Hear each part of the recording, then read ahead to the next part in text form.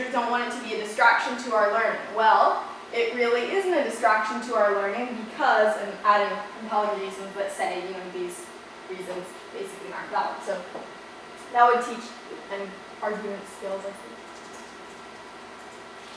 If and then statements. Right, Ms. Cameron? If and then statements. So ultimately having students, just like in the brainstorming stage, having students come up with a big diversity of research from maybe some books, from some interviews, from some online sources, from their own arguments, how they would argue against it. This can be a really fun stage to work with students. Do you take students to the computer lab often? I try to, yeah, about every 6 weeks. Every 6 weeks. Great. So this would be something that might be good for a computer lab visit as far as the online stuff would be really cool. So then after the research stage, I drag over results. And here's where students would really refine their ultimate arguments, putting in their topic sentence, putting in the 3 pieces of supporting details or the evidence that they found and expanding off of that. And so then at the end, when they're going to actually write their paper, then they can go back to this and say, oh, here's this little load. So we started with the brainstorm, and then we went to research, and then we went to results. So, and it shows the whole thing nicely, from brainstorming to research to results, zooming in on the different evidence and details which students can fill in there. So it's a really nice way of showing kind of the writing journey as it's taking place on the screen, and a nice way to collaborate with students as well using technology. So, back to the presentation. Oh, and Blogster. Has anyone used Blogster? Yes.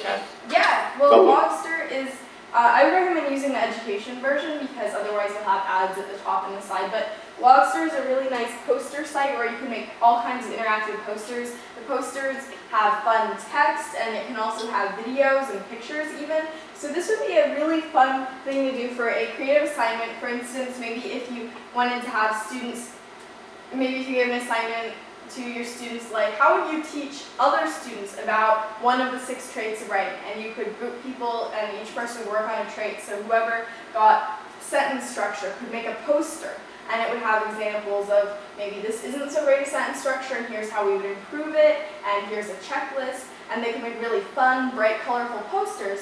And then the winning person's poster, whoever really exemplified the values of that trait that they were working on and gave great examples and had nice design, could maybe get it printed out and hung up in the classroom. Something like that would be a really fun thing to do with Blogster. Making students empowered, giving them the ability to see, wow, I'm a writer, and having that understanding that they can even teach their younger siblings and really help other students understand parts of writing that they learn can be incredibly fun. Yeah. Okay, I just have a question on the last one when you're brainstorming in the middle, because sometimes I get stuck. So we had some, like you said, Woodstock answers of it would promote love and openness. I feel like if it's in my classroom, my responses would be, for PDA, would be, it's stupid, it's unfair. And then I don't know where to take them to, where do you take them to get them to come to something that's reasonable, I guess, in an adult view. Moving him from the dark side. That's a very good point, because, yeah, you're right, since you all are adults, then the answers that you gave me probably wouldn't be replicated in your classroom. So when you get answers like, it's stupid, it's unfair, I would definitely ask questions to that individual further. So, it's stupid, why is it stupid? And that can, go circular, students reply, well, I don't know, it's stupid. But I guess, which is probably likely to happen. But one thing I would do is write an example argument, and I'm sure that they've seen a lot of examples, but saying, you really need to support your case. Because adults who make these policies aren't going to be swayed by things like, it's stupid, that's loaded language, that's just really not supported by evidence. And maybe giving students the chance to see, kind of like when you make a case in a courtroom, you can't just say, so-and-so definitely did the crime. nobody would listen. You have to provide evidence. Here are the fingerprints. Here's the letter that was written and slipped under the door. I don't know how creepy you would want to get with that example, but it's in any case you need to have evidence. And so maybe making it almost like a game.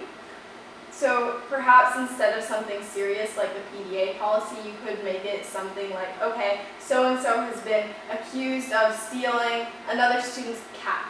Now we're going to put him or her on trial, and both sides have to come up with evidence. Maybe creating some sort of scenario where students feel, oh, okay, I can do this. So like a debate about something, a trial, those are all things that are really fun for me and experience. I think that the important thing for students to realize is that, and I think most students will probably realize this at some point, is that saying it's stupid, it's unfair, won't work too well. So possibly, I'm not sure how easy this would be to set up, but if you had students writing persuasively about a subject like the PDA policy, maybe saying, okay, in 2 weeks, the winning or the student who came up with the best argument gets to present their argument to the principal, or something that really makes students excited, a little bit stressed out in a good way, thinking, wow, we actually are going to be doing something important. So those are all things that I would hope might work in such a situation. I guess also some collaborative writing, so I would take something like it's unfair and make a list of reasons why it's unfair. Yeah, thank you for bringing that up. That's made me think quite a bit as well. You can use collaborative writing with something like Google Docs. Now, how many of you, would you say the majority of your students have computers at home? Not No. access to the internet, no. Okay. So you said about every 6 weeks you can take them to the computer lab. Right, it'd be free for sixth graders, and then you have to wait for, you have to sign up. Yeah. Yeah, okay. So something that requires internet access at home, then like Google Docs might not be so viable, but I like the ones that, something like Prezi or Blogster, the good thing about that is that it's definitely great for a computer lab, and the student could log in with the teacher's account on multiple computers. So that's something that might be a little more viable. To review some of the things that I've seen that work really well, Prezi, Blogster, having a class blog to give students some of that purpose in their writing, allowing students to come up with creative projects, having a bit of unstructured writing as well, so kind of how that create for the ideas to flow, and demonstrating writing, modeling writing behaviors, really getting students to say, I'm a writer, and have that pride in writing. One thing I might also add is giving students the chance to find some of their favorite writers and kind of identify how they write. So looking at someone like Neil Gaiman, who wrote Coraline, or who wrote Diary of a Wimpy Kid, his name is escaping me. Any of the favorite writers who might have a website or who might have a place where they kind of show rough drafts of their writing or writing in action, that really helps students see what actual writers do, what published writers do, and how they can improve their craft. Whenever you give students a sense of a final product that maybe what they say or what they write has importance, can be published somewhere or can be heard somewhere, will help someone, that adds that purpose and that extra level of interest in it. So I think that just going from the long-term goals of this is something that you need in order to get into a good college or in order to succeed after high school, and moving to some more maybe short-term goals, but that students can really see directly in front of them the relevance and importance of, is something I found to work really well. So are there any questions I can answer?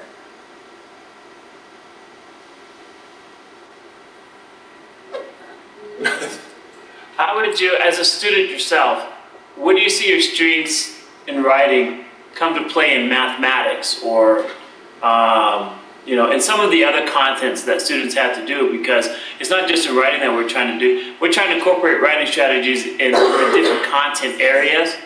And so, as being there as yourself, how do you use that in your math class? That's a great question. Well, I love math, but it wasn't always that way. When I was around the same time that I started writing, I really hated math. I get so angry when I had to do it, and memorizing my multiplication tables was such a challenge. So one thing my parents did when they were first introducing math to me before I actually started school was encouraging me to write some word problems, so just like for basic addition and subtraction. And because I loved writing, then word problems came naturally to me. But of course, to create a correct word problem, I had to really understand the thinking behind it. So that was something that I did. Now I do my math class online actually because of all my traveling and my teaching. So in my online math class, then there isn't a whole lot of writing because it's geometry, but it's mostly drawing instructions. But I could definitely see with writing, one thing that might be good would be having students explain something. So how would you, if you were going to teach someone else this concept that you just learned, how would you explain it clearly and concisely? And maybe having students do that as a warm-up or as an activity. And that's a really great way to kind of test whether they have learned it or not.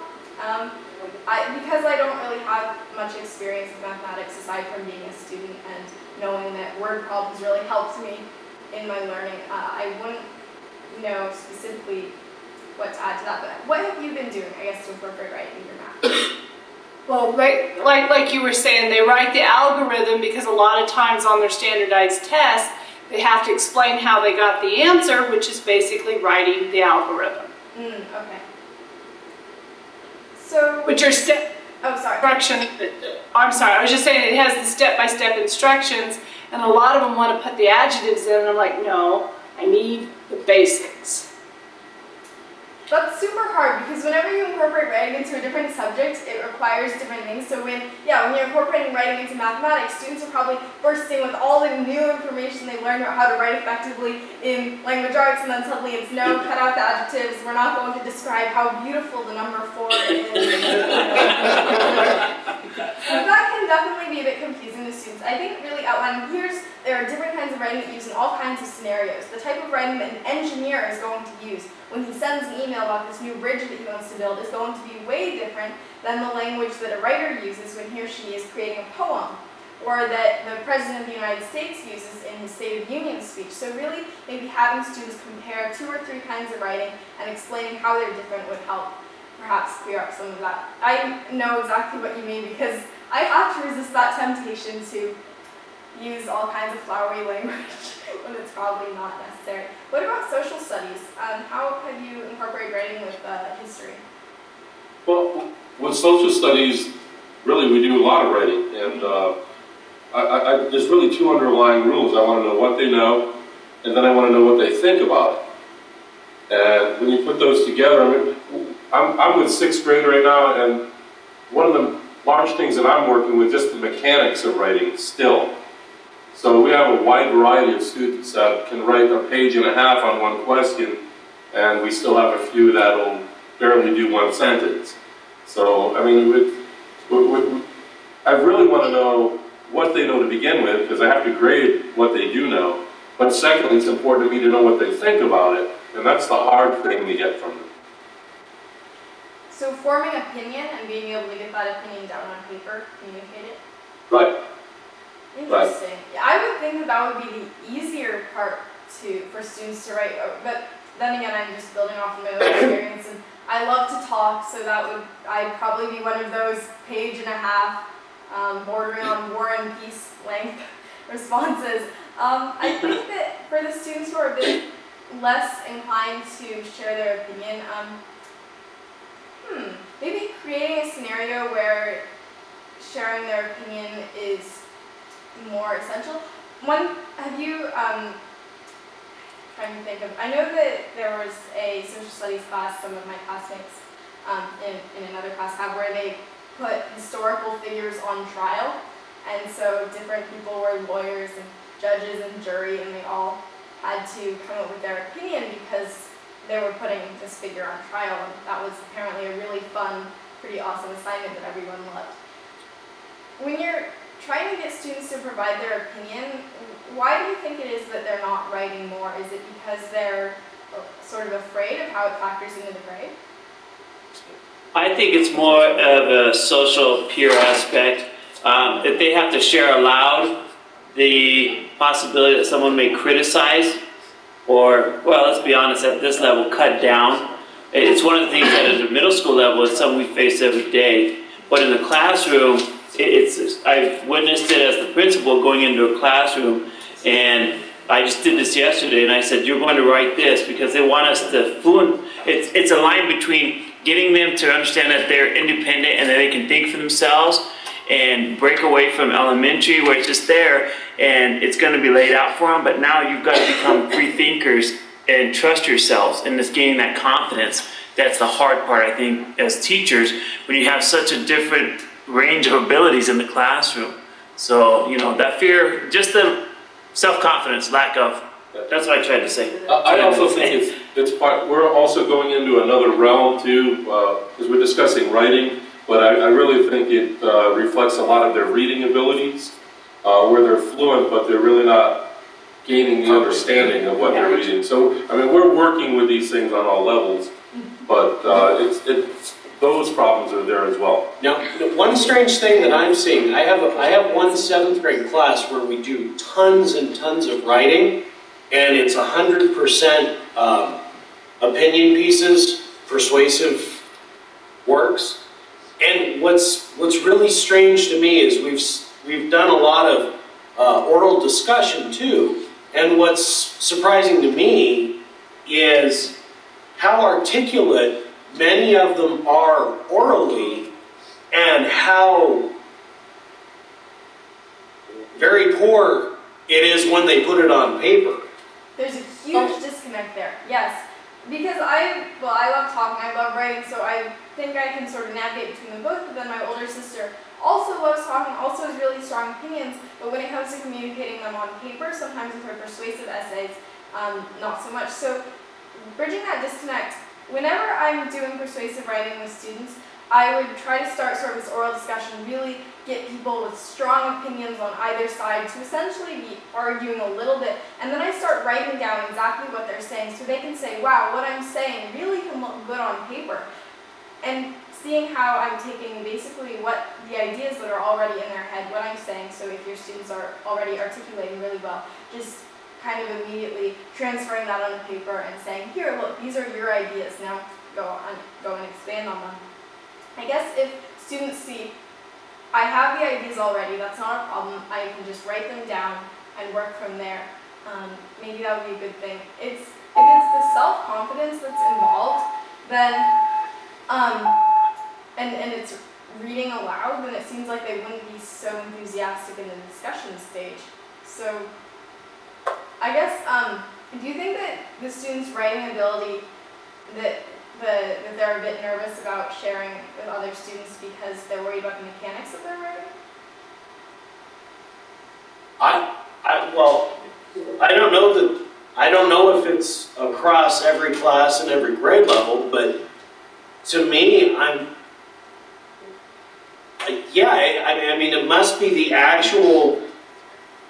it must be the mechanics, because when they verbalize it, like, for example, if you ask a particular student a question and you kind of draw them out to where they'll actually give you an extended response, and it sounds fairly succinct and clear, but that same students, if they will provide that extended response on paper, it's this like 8-line run-on sentence with it's almost unreadable. To piggyback on that, where we really, I think, struggle overall, our students have so many gaps that it's not even for them to get the information down on the paper.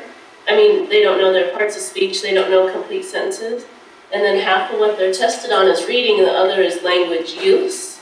And so they don't know the language use, so especially as an instructor, it's good for me to hear this to really work on the buy-in into writing, but still I'm so worried about that they don't have basic mechanics. They're 7th and 8th graders. And so how do you fix those gaps and make that connection that you're not killing their enjoyment of writing, but trying to find some improvement in those basics and that knowledge? And a lot of it is exactly what you gave us as an example. They said this about that and it was really good. They'll do that for a half of a page and not tell you a thing. So that's what we're fighting against. So do the students understand when they create a piece of writing that is pretty unsatisfactory, do they have the understanding that their writing needs improvement? Yes, that's a great question, because in the same class this last week, we actually, as a class, kind of anonymously read aloud and discussed the paper, so no one knew whose paper it was. But I had them analyze it orally as a class and give feedback, and it continued to baffle me because they knew exactly what was wrong with it.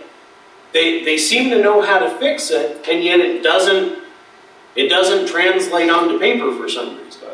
Like, I couldn't believe how tuned in to what the problems were and how to fix it they were, given the fact that these kids with these amazing critiques are the ones doing the exact same things when they write it themselves. Wow, that's such a strange paradoxical situation. Did the students then kind of like take their papers back and revise them? We haven't actually done revisions of their own work. Again, this is kind of in, I'll pick a paper at random that a student wrote in their class, and I'll read it aloud, and they'll hear how the paper reads, and they'll be able to pinpoint exactly what's wrong with it. But when they write the paper, it's like they're totally oblivious to it. Well, it is that they're careless, they don't go back and. That's it, they're not gonna get it right. They haven't gone through. If I have them to read that sentence aloud, they fix it when they say it, but they don't, after they put something on paper, they just put it down. So they aren't focusing on the prevention, they're kind of focusing on the cure afterwards. Interesting. But they don't go back and cure their own work, that's the problem. Like, they write things down and they get their ideas on paper, and then they're done. Like, if it's on paper, even if the sentence makes no sense at all, it's done. They don't go back and read what they've written and fix it. Focus on quantity, not quality. Yep. Just get it done, check it off. We're not, they are. And if I go back and make them, like, read me the sentence that you just wrote, I'm like, oh, it doesn't make sense. But they don't go back on their own volition and read it. So if it's the students are having difficulty with, or it could be that students are being a bit careless, and also that they feel that the pressure is, oh, I have to write a page instead of I have to write a really good sentence. Maybe something to try would be having each student write tell each student, okay, you each should try to write the best sentence you've ever written, and maybe give the students something to write it about. It could be a tree house, or it could be an event, whatever, and ask students, how would you write the best sentence you've ever written? And by having students write something really short, like a sentence, or maybe 2 or 3, maybe you would take away that focus on having a really big amount of quantity and just say, we're going to focus just on the sentence, and we're going to make it really good. And if students are saying things like, the food was good, was the sentence, then you could say, is that really the best sentence? Could you add more to that? Could you be more specific and working with students? And maybe that quantity would make it a little more manageable, and that's just sort of an So what idea you that think? occurred. We need to stop focusing so much on quantity and more quality is what it comes down to us, period. You know what I mean? Because we're telling them, hey, you gotta write a page, or you gotta write this long. Instead, you stick to the quality part. And like she's saying, go to simple sentences, 1 or 2 sentences. Instead of, saying, hey, you need to write for this period. That'll fix it with the spot on. Do you have some students in that class that maybe they're trying really hard to sound like, I as a music teacher, I had a student, we had to write papers about music. And I had a student that I was working with that she could verbally tell me all this beautiful stuff that's happening in this music. But then as soon as she went to go write it on paper, she was almost trying too hard because she wanted to make it sound better. And so she was trying to get too much in there. And pretty soon I had the mechanics of it, run-on sentences, words that really just didn't seem to fit with what she was telling me. One of the things I am seeing, and I really wanted to ask you, particularly given your age, that I think might be really contributing to some of the readability problems and the structure, and moreover the conventions, is it almost looks like they are permanently writing text messages. Yeah. And I'm not totally convinced that they can change gears. Like, I don't even know what to think about it. Well, can I speak? We just went to, two of us just went to a writing in the digital age, and something they just explained to us, we need to change. That's part of the problem. We need to start adapting our thoughts and our thinking, because the way he's an actual language arts teacher that taught it was explaining that the fact that depends on who the audience is, he allows them to write sometimes in text messaging. Are they getting their point across of what they're trying to do?